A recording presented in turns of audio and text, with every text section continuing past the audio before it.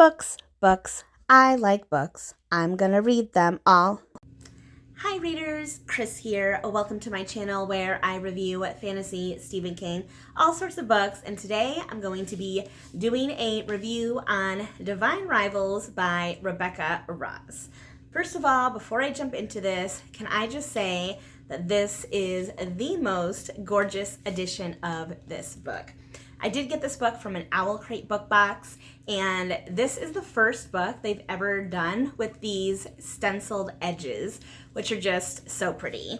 As if that wasn't pretty enough, there is a reversible dust jacket and a beautiful silver foil stamp on the hard case.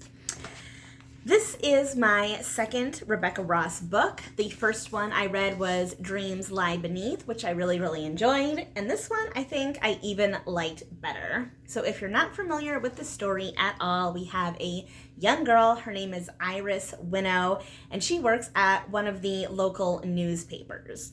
She comes from a family who is struggling. Her mother is like a raging alcoholic, and her brother, Forrest, is not home because he has gone off to war.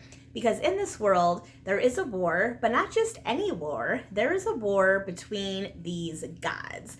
There's these gods, one god on one side, one god on the other side, and the one god, I forget what her name is off the top of my head, but she has used her voice to call all the soldiers to fight for her, and her brother has gone off to this war. She has not heard from him since he left, and he's been gone for like months. So every night, Iris uses her typewriter and writes her brother a letter. And then she takes that letter and she puts it into her wardrobe. But the letter doesn't stay in the wardrobe. The letter goes off somewhere else. And you could say this is a spoiler, but they give it away on the inside cover. And that is, this letter goes off to Iris's rival, Kit Roman. So at the newspaper that Iris works for, there is another young boy there named Roman Kit. And Roman and Iris are kind of in this competition for like this head columnist role. Like only one of them can get it. And of course, her and Roman are kind of fighting over it. And she really kind of is bothered by Roman because he comes from money and he's wealthy and all this other stuff, where she comes from a broken family, not the best part of town, a tiny apartment. Anyway, yada, yada, yada. Roman is the one that's getting these letters. These letters are magically appearing in his home, and Roman knows that these letters are from Iris, and he starts responding to her. However, Iris doesn't know that it's him that's responding to her. So that's where the rivals part of this comes into play here. So let me talk about the world building of this world. I do think that the world building is very interesting. I feel like we're set up and we learn about all these gods, but we don't really learn like why there is gods in this world. And we only learn about two in particular, the two that are kind of in this war. However, you do learn throughout the story that there are more. There are definitely more than just these two. It's just that these are the two main ones. And they're very much these mysterious characters. We hear about them, we hear about the war, we see the war at times, but they always feel like very detached. Like all this stuff is going on because of these gods, and then you never really see them in the story. You just hear about them. So that was kind of interesting. I don't know if this is a good thing or a bad thing, but I did at times have a little bit of trouble trying to figure out like what time period this book takes place in. Because the newspaper uses typewriters, like it very much feels like this is a quote unquote in the past type story. But when they get to some parts later in the book, some of the technology that they use makes it feel more modern. So I wasn't quite sure. I do still feel like it's kind of an in the past type story, but obviously this is a fictional world, so it could be a mixture of both. So overall, I think the world building was pretty solid. So now let me talk about the characters, our two main characters, Iris and Kit. So starting with Iris, I really felt for her through a majority of the book. I felt for her as kind of that, struggling, young woman dealing with her mother's alcoholism, dealing with her brother, not being there, her brother who she really loves.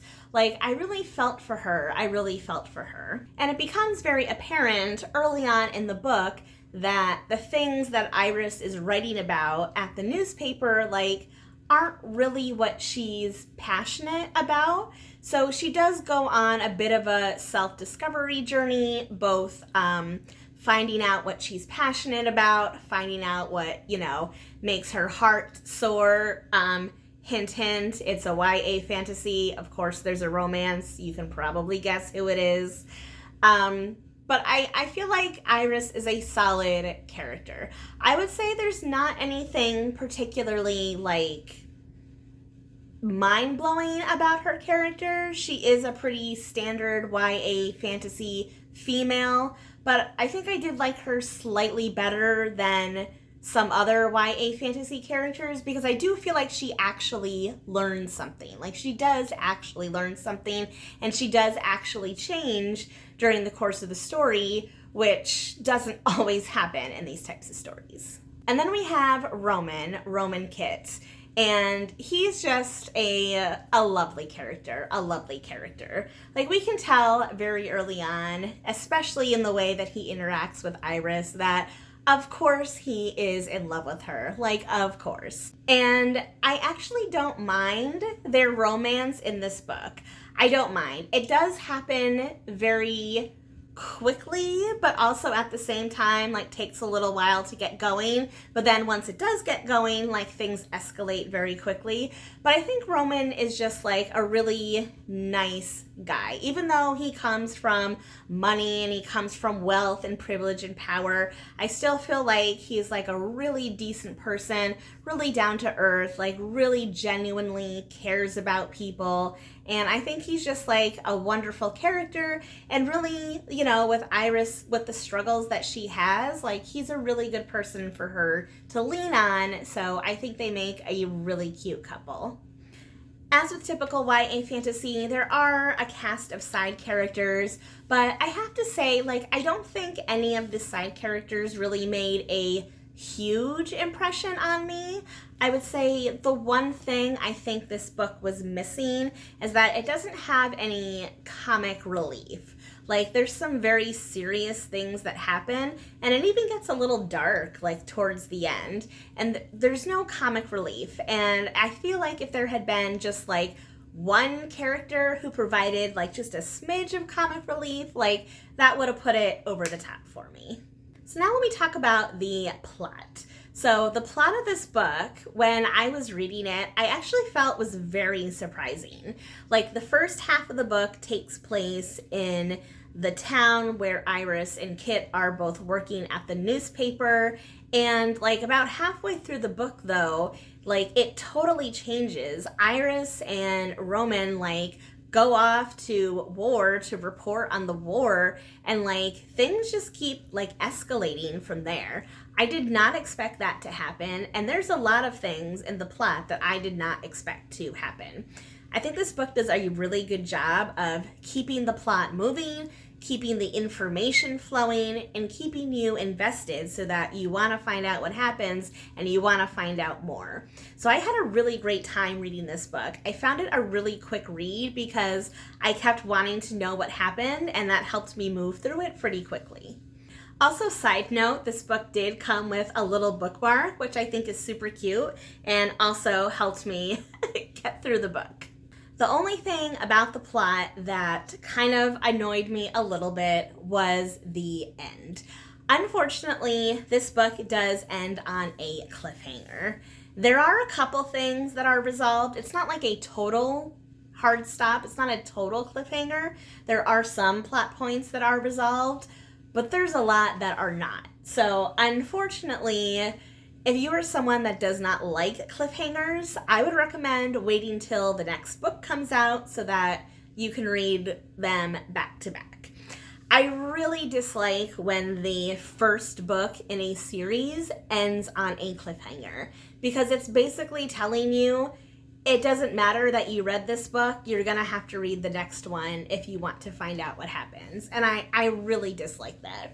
If you're already 3 or 4 books into a series and that ends on a cliffhanger, like I'm already 3 books in, of course I'm gonna get the next one. But I don't like being told in the first one that you have to get the next one. I wanna make up my mind myself, and if the book is good enough, then I would pick up a sequel. But this one I feel like I'm being forced to, and I don't like that.